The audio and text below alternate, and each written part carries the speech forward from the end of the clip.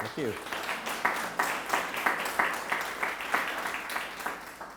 Hi everyone, thanks for coming. I think we'll speak for around half an hour and then maybe open up to questions if anyone has anything they want to put to Barry. I thought, hopefully everyone's had a chance to look at the show, but I thought maybe by way of introduction, perhaps we could talk about your initial ideas when you came to staging this exhibition, why these 4 artists. I know that the 4 of them have never been shown together before, whereas I know that Emily and Genesis showed together at the end of last year. What were your sort of initial thoughts about bringing these artists here to London? Well, it's pretty intuitive. I mean, Pippi and I had been sort of casually batting around the idea of me curating a show here already for quite a while, and it, took a while to lead to something. There are different kinds of shows, and you put them together differently, but for a space like this, I was interested in, not in a thematic show really, but somehow in just finding some artists whose work is of present interest to me, who have non-obvious connections between them that I can somehow elicit through the juxtaposition of the works. And of course it seemed important to me somehow, or I felt like I'd be doing more of a service by bringing in some artists whose work hadn't really been seen in London, rather than ones that are already maybe familiar to people and so on. I kind of want to bring some news. So I first of all decided to kind of limit myself to those whose work I thought wasn't well known here. And I think in a way the first one that I kind of decided, that I was going to put in was Ellen. Mm-hmm. And, maybe there are a few reasons for that. I mean, first of all, there are kind of 3 different generations of artists, and she's the one who's my generation, and I've been following her work really for more than 30 years. I mean, I started to see her work in the East Village in the late 80s, and have kind of followed it all the way through. And so, all right, then I start to think about, all right, who goes with her work and why? And and so then I think I kind of came up with June, whose work I've known since the 80s, is, in a way, the elder in the show. She's really an artist. She's never really kind of stepped out on the big career stage, but done things kind of very quietly under the radar. But artists who know her work really admire her a lot. Not only people who are painters and sculptors like she is, but she has admirers across kind of whole range of practice. Joan Jonas is a huge, admirer of her, for instance. And then I kind of thought about, all right, and who are some people who are maybe a generation younger? And I'd seen Emily's work, I'd written about it, I'd seen Genesis's work, but hadn't written about it. And then they did a show together, as you mentioned, which was really interesting, where they actually collaborated to make sort of diptychs of a sculpture and a painting that went together as a single sort of ensemble. And I thought it would be interesting if we could have individual works of theirs and maybe one of those. Well, it turned out we couldn't, they couldn't be in the same place at the same time to do another joint work in time for this. But nonetheless, all in all, it sort of made sense to me as a group of artists, all of whom are, whether in 2 dimensions or 3 dimensions or going back and forth between 2 and 3, making image-based work that has a kind of sardonic viewpoint on everyday life and also on the act of making art and of its place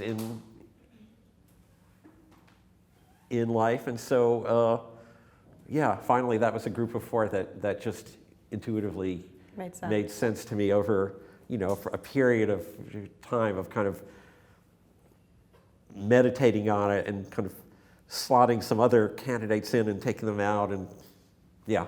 Yeah. I'm interested in what you're talking about the kind of the idea of these three generations, because I think there's this conception that art history is this linear story, so one represents one generation well, et cetera, so we've got June, who's born in the 20s, and then the generation of the 50s, and then the 70s, but in fact that doesn't make any sense. The kind of story of art history is irregular, circular, constantly shifting. I mean, in your book, that's definitely a theme about the idea that you have to go forwards, backwards, sideways, etc. And I think the references that these artists are working with also interrogate that in the idea. These are kind of incredibly satirical pop art in a way, but they're the kind of youngest work in the show, whereas maybe June might have been around at the time of that, but yet her work is like deeply experimental, more inspired by mythology, ancient art, etc. And I wondered if that was something that you were thinking about how these artists actually kind of disrupt this idea of generation or time. Yeah, absolutely. I think, art is a kind of time travel a lot of the time, and even the process of making a work very often is so non-linear. An artist does something and then they come back later and they do something else to it that changes what they did before. Normally we think that, the past made the present happen, but in art also sometimes the present revises the past. So yeah, I think what you're saying is really important, and it's something that I think in recent times we've become much more aware of. I think there was that whole period, let's say from the 40s through, I don't know, maybe the 80s or something, where people had kind of really convinced themselves of a sort of linear, progressive art history. You have kind of the Clement Greenberg idea of this sort of, progressive purification toward the basic conventions of the medium and so on, or other kinds of sequential narratives whereby, Neo-Dada succeeds abstract expressionism, and then pop art succeeds that, and then conceptual art succeeds that, and so on. And for whatever reasons that can be maybe explained more sociologically than anything else, those kinds of stories seem a lot less convincing today. And so, we're looking at the art of the 60s and 70s and the 80s very differently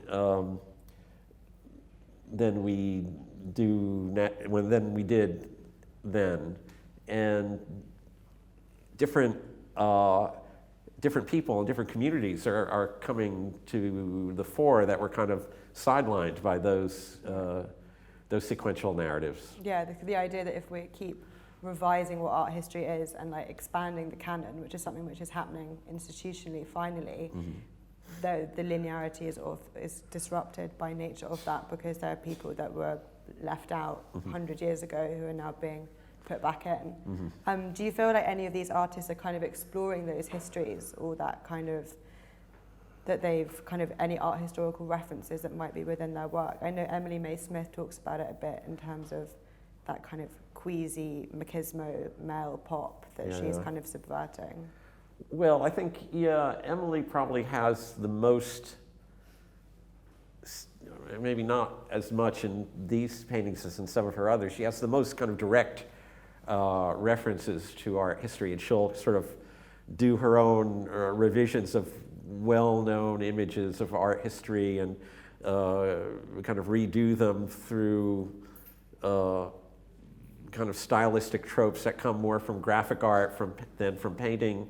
even though the source of the image might be a famous painting and so on. But I think, for all of them, there's a kind of an awareness of those kind of issues. And like if you look at the big painting of June's, which is called The Painters, if you think of, what that means coming from someone, who's 90, she's from that generation of, the famously macho male painters who were, probably having, barroom brawls in the Cedar Tavern, and this idea that their paintbrushes are these gigantic lances with which they're going to do battle with each other. Yeah. To me, that's a kind of very funny and sarcastic view of some of her fellow painters. So it's not about referring to a specific painting, but it's about the whole situation of being an artist in her time and her view of that world around her. Yeah, and I think that kind of sarcasm and that wry, kind of acerbic humor comes across so much throughout the work in the show. I mean, the show is called Dark Laughter. I was wondering what your thoughts were, what were on about humor as a kind of political tactic. I mean, for example, in this, it's Trump, it's Boris Johnson, it's just a load of waffle coming out their mouth. It's like this very funny, very simple, amusing reference. And then when I emailed Genesis, she was saying that the milkshake is inspired by Nigel Farage, etc., getting milkshakes thrown at them. And she was saying, women would always come prepared with a milkshake in her handbag to throw at a fascist, which, fair enough. So I was wondering kind of what your ideas were about the humor. Humor is like a political tool, an ideological tool. It kind of requires this knowingness on the viewer to also understand the joke and kind of be on it. I don't think it's a kind of cynical at the audience. I don't think it's cynical at all. I think it's sort of liberatory. It's the idea that, laughter liberates you from being kind of caught in the belief in a pre-given fiction. And maybe it doesn't take you out of the world of fiction, but at least lets you create your own fiction, which is what art is doing anyway. It's a kind of counter fiction to the fiction that we're living in the rest of the time. And then it also kind of involves the viewer. I mean, I know with the knife sculpture, we were talking about how it's quite, it's this kind of smiley face plug socket that's being jabbed with the knife, but also if you would then hold the knife, of course, you're going to be electrocuted. So it's this kind of involving the viewer might be too strong, but it's definitely this dialogue that's taking place about who is responding to the image and how we as viewers make them work fully as artworks. Yeah, I do think it's about imaginatively involving the viewer. And, I have to admit, I wasn't exactly sure at what height she wanted that piece to be installed, but I felt like it had to be installed at the height where you kind of, looking at it, could feel like you could be the one reaching in to, jab the light socket, or that with the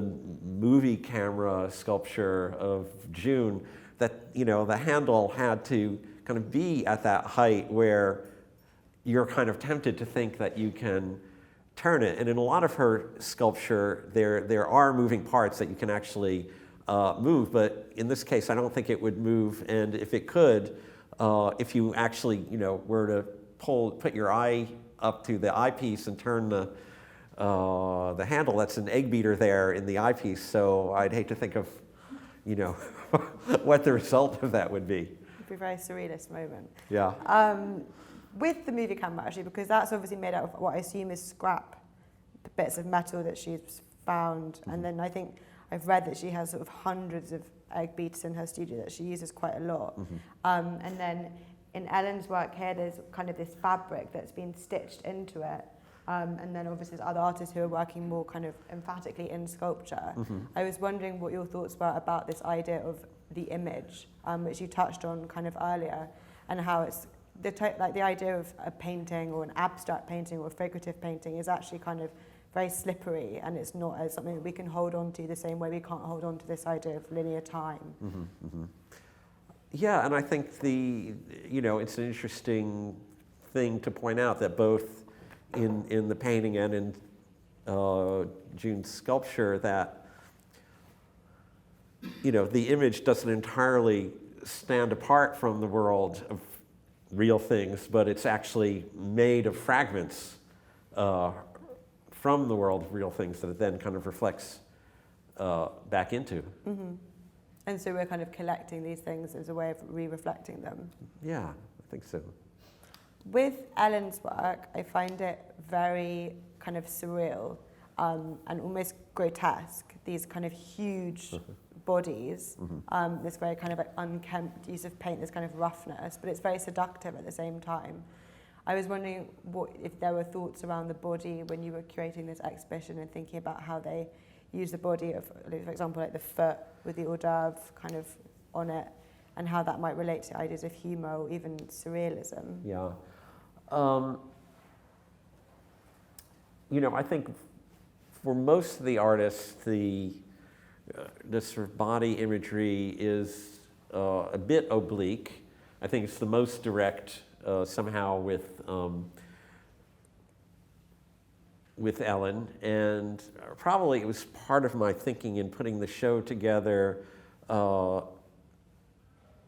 not to sort of overemphasize that, but yes, to have one where it's sort of more direct and others where it's sort of more oblique, so that you figure it out. I mean, again, in paintings that are from before that are not here, of Emily's, she has the thing where she uses a broom as a kind of stand-in for the female figure. And, I think it's very, very important for her that she's not going to show you directly the image of the person, but there's going to be a stand-in or a kind of baffle to your reading of it. You can say there's something similar with Ellen, simply in the fact that even though she's more directly representing the figure, she's mostly doing it through fragments.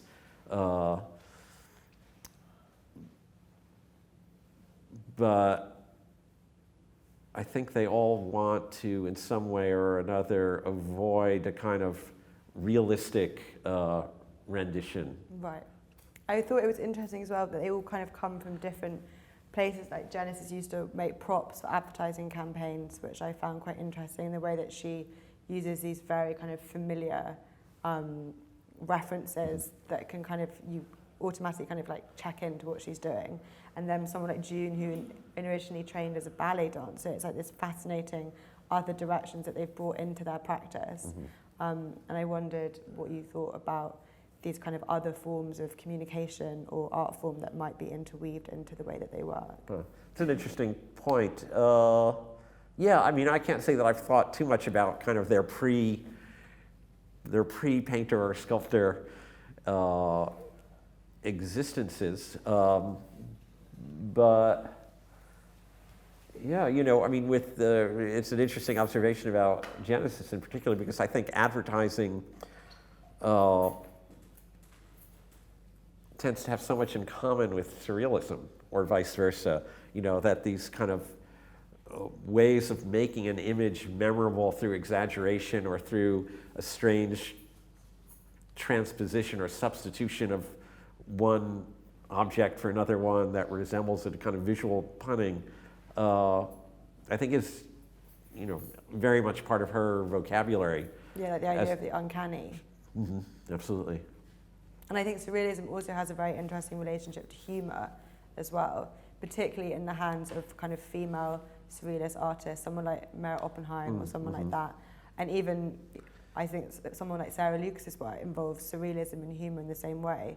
It's this kind of double play of being the butt of the joke, but also being in on the joke. Yeah. So I wondered if you had thought about those kind of other references, or how this show could expand out to include a kind of wider comment on those ideas. Interesting. I don't know, maybe I need your advice on that. Just a thought. We'll work together on it. I was reading in the conversation that you have at the end of the book, you talk about how, where is it, it's Duchamp's idea that the viewer completes the work. And I was wondering what you thought how the viewer completes these works and how they engage with them to fully. Well, I mean, before I was talking about a kind of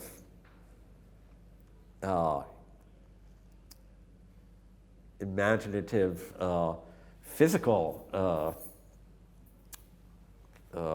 manipulation or interaction with them. But of course, there's also the visual and the mental part of it. And, I think they're works whose story is not complete.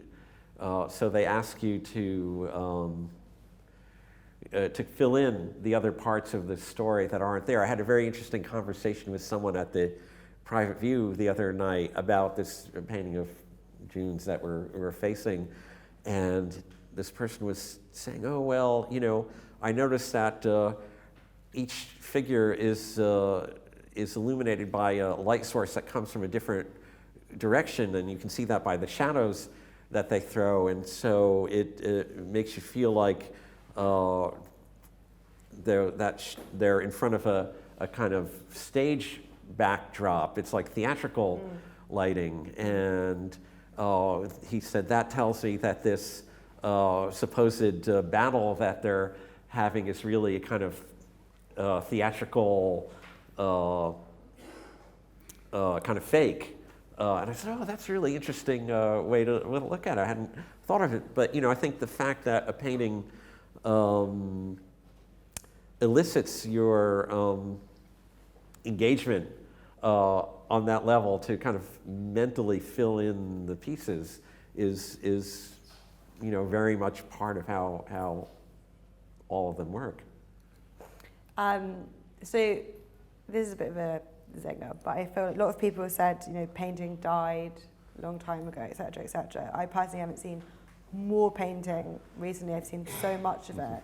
And it's a conversation that I've had with a few people, but I'd be interested to know why you think people are still, so there's been such a resurgence of interest. I mean, I think there's been resurgences since it died, but I'm wondering why you think now people are particularly interested in the medium. Because I don't think it can be just cynically because of the stability of the market. There must be another reason that people are picking up. Well, I think it goes back to what you were talking about before, which is a changed sense of what history is and how it operates, and the idea that we don't have to think that because because we have photography, well, we don't need painting anymore. Now we have painting and photography. Or because we have conceptual art, we don't need painting or photography anymore. No, we have all three. They're all part of our environment, and in a way, the meaning of the very act of painting changes when you have these other possibilities that you might have drawn on in order to to communicate your sense of art with. And so I think in responding to all those things, some painters anyway, not all, have drawn new vitality and have found ways to re-examine the past of painting in order to see different possible futures for it. Yeah. I think that'd be a nice note to open up to see if anybody has any questions for Barry. It's not so much a question as an observation, but I'm thinking, because I work in an art school, from time to time, despairing students who are painting and say, "Why is it a different painting? How can I carry on painting? Everyone's saying, painting is dead." And I'm thinking, if you want some proof of the kind of continued, kind of excessive vitality of painting, I usually say to them, go into the library and take out Phyton's vitamin P, and then take out vitamin P2, and then take out vitamin P3. It's the one in the series that actually is run, as far as I understand it, that's actually run to 3 different divisions. So it's not just 100 painters, it's 300 painters in the course of something like 15, 20 years. So there's a sort of absurdity about this idea of somehow a painting being a sort of little supplement kind of hanging off the edge. Yeah. I think artists in general, and painters in particular, do have a little bit of a tendency to want to feel sorry for themselves, or maybe want you to feel sorry for them. They're a bit needy, but it's true. I mean, there's a lot of vitality in painting. There's, it's with anything else. There's a lot of, pretty uninteresting painting being done as well, and a lot of painting that does seem like it's depending on, what can I say, a kind of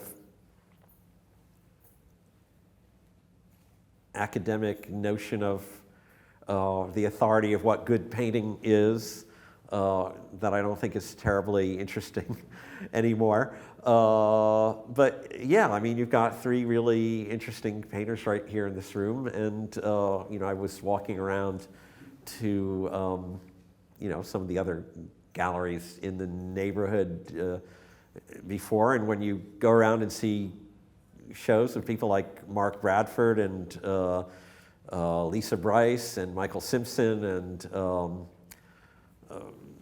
some others that I could have named along my walk, you're not inclined to think that that nothing's happening with painting.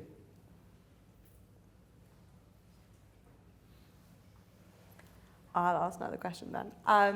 This is you are kind of predominantly, a writer, a critic, a poet, and I was wondering what it's like, how you kind of go about thinking about an exhibition like this, because it is different to when you are bringing, I imagine, when you're bringing works to bear together in a kind of formalized kind of essay or feature, and where you think things need to work kind of more visually or in a more kind of tactile way. And I was quite interested in how you kind of make that shift to know that's a piece of writing and that's an art show.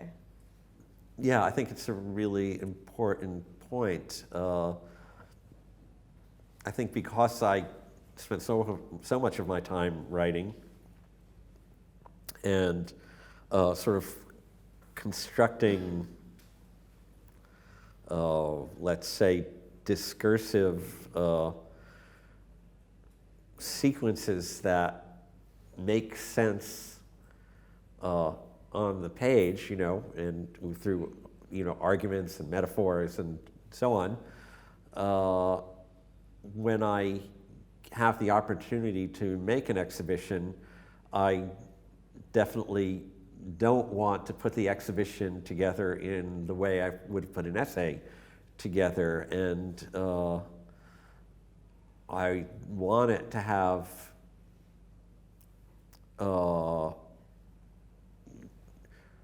to be based on connections that are much less linear. And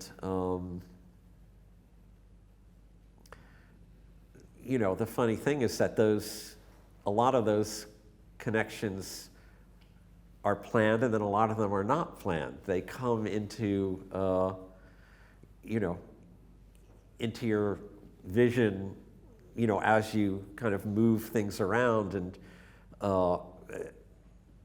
physically begin to see further relationships among them than the ones that originally made you put them together. And so, yeah, like when putting this show together, what can I say? Somehow the relationship between even like what I said about the evocation of a gesture of the hand in Genesis's wall sculpture, with my sense of another kind of gesture of the hand in relation to June's movie camera sculpture, wasn't something that I thought about, but as soon as I saw them in the space together, they spoke to each other. And for me, that's just an incredible pleasure, you know, when those things start to come to your attention, and they're the kind of things that I hope that people who spend more than a few minutes in the space will either start to notice, or maybe they don't even have to notice that they're noticing them, but they're subliminally creating part of the mood or the atmosphere of the exhibition. And it's also kind of a set of images you can take away with you and go out and see these other shows, and these things start to all connect. Yeah. And it starts like a wider sort of journey, or like another form of dialogue with the contemporary culture. There's a hand back there. Barry, you've been a kind of curator of black and white drawings of the magazine Snow. I'd like to know how you would approach curating a black and white drawings show in relation to how you curate a very colourful show. That's an interesting question. It's a difficult one because you don't always know who's got those black and white drawings hidden in a way in their drawer, because they don't necessarily exhibit them that often. So yeah, I mean, it's if one were to do it, it's something that would happen through a lot of nosing around in people's studios and getting them to give you more glimpses of things that they didn't think they were meant to show you, because they were meant to show you this big painting here, not that little drawing there.